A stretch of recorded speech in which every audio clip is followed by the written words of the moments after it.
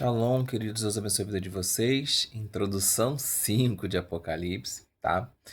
É importante a gente compreender o seguinte, queridos, que o uso de símbolos no Apocalipse foi uma maneira de o autor tentar demonstrar para a gente coisas que nenhum homem viu, nenhum olho viu.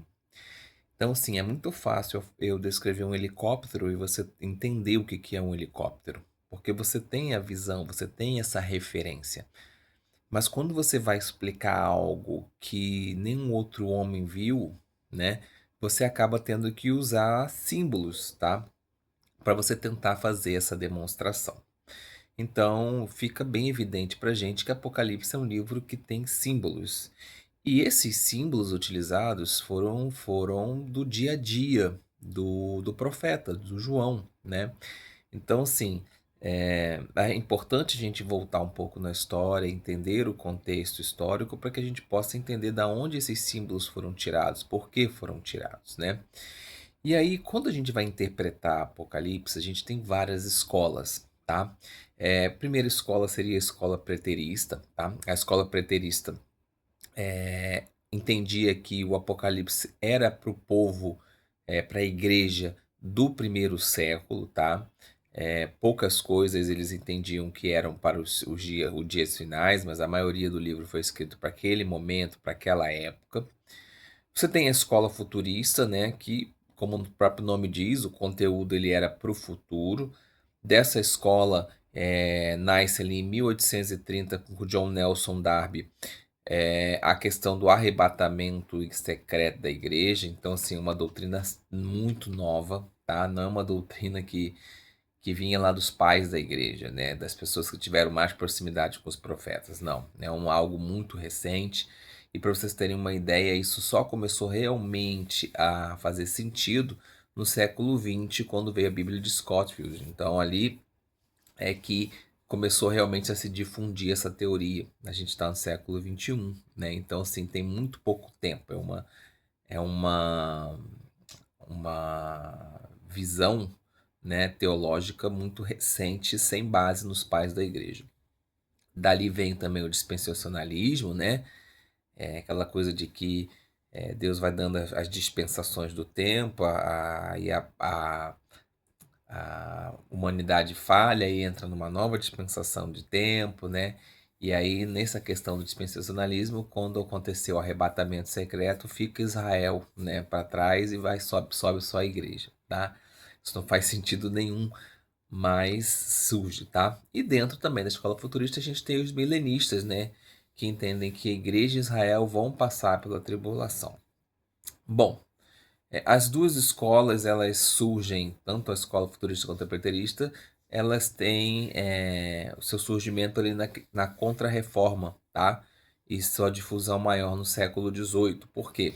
Havia ali a Igreja Católica inicialmente, depois houve a Reforma, né? Da onde vem Lutero, da onde vem as suas teses, e a Igreja depois vem com uma Contra-Reforma. Então, essa foi uma maneira de meio que segurar a onda dos evangélicos ali, oh meu Deus, fugiu o termo agora. Dos protestantes, né? Então, surge essa escola. A gente também tem a escola alegorista, tá? Que é a mais antiga de todas. Ela está muito ligada ao platonismo, muito ligada ao judaísmo helenista, tá? Então tem muito da filosofia ali dentro. Inicialmente ela nasce ali dividido em três partes, né? Onde você dividia o Apocalipse em três partes, né? Você tem ali a questão literal, que está a nível do corpo, moral, que está a nível da alma, e alegórico, que está a nível do espírito. E aí Santo Agostinho depois traz essa mesma condição para literal, né? Ou seja, literal em relação ao texto, tudo que está escrito que está literal ali, que está fácil de visualização. A questão moral fica relacionada à conduta do crente, o alegório como o crente deve crer, né? E ele ainda acrescenta mais uma que seria analógica, que seria o que o texto representa para o futuro em si, tá? Então, escola alegorista. Aí eu tenho a escola idealista, tá? Que ensina ali que o, tudo que está no livro são verdades espirituais que servem para qualquer coisa e para qualquer momento, né? Então aqui fica fácil da gente entender. Por exemplo, toco uma música de amor e aí eu tô na fossa, né? E aí eu recebo aquela música como algo que tá trazendo ali, alimentando a dor no meu coração. Para outra pessoa, aquela outra música pode ser outra coisa, e para outro pode ser outra coisa. E assim vai. Isso aí é muito preocupante, porque as coisas importantes do livro, que são fatos, meio que ficam de lado. É como se você matasse o autor e matasse a intenção do livro. Então, não gosto muito. É, Em relação ao Apocalipse, eu, Juliano, em si, não tenho muito fechado um ponto de vista de dizer, ó, eu sou futurista, preterista. Não, o que mais me interessa, assim, o que mais me atrai é o historicismo, que é a última que eu vou trazer para vocês aqui brevemente, né? Que entende que o Apocalipse é um livro profético, que tem eventos, que tem datas, que tem nomes, que tem episódios, tá? E que há uma progressão, existe uma progressão em relação ao texto.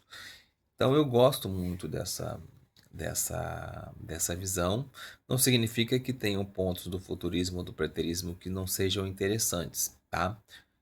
O alegorismo me preocupa um pouquinho mais, tá? E o idealismo também. Mas não significa que não existam pontos importantes. No decorrer dos nossos próximos vídeos, vocês verão que eu vou navegar entre essas condições, tá? Vou me ater, claro, à visão judaica, que é aquilo que eu acredito, né? Mas também vou trazer pontos interessantes que o adventismo também acredita, tá bom? De repente, alguns pontos também dos batistas, vamos ver no decorrer dos nossos estudos o que nós vamos encontrar de interessante para trazer, tá bom? Não vou prometer que o próximo vídeo já vai ser o capítulo 1 de Apocalipse, porque a gente vai estudando e vai vendo o que acontece, né? Mas acredito que se não for o próximo já, nós teremos mais um vídeo ainda introdutório, tá bom? Não acredito que tenha mais do que um não. Talvez, vamos ver, tá bom? Deus abençoe sua vida, shalom.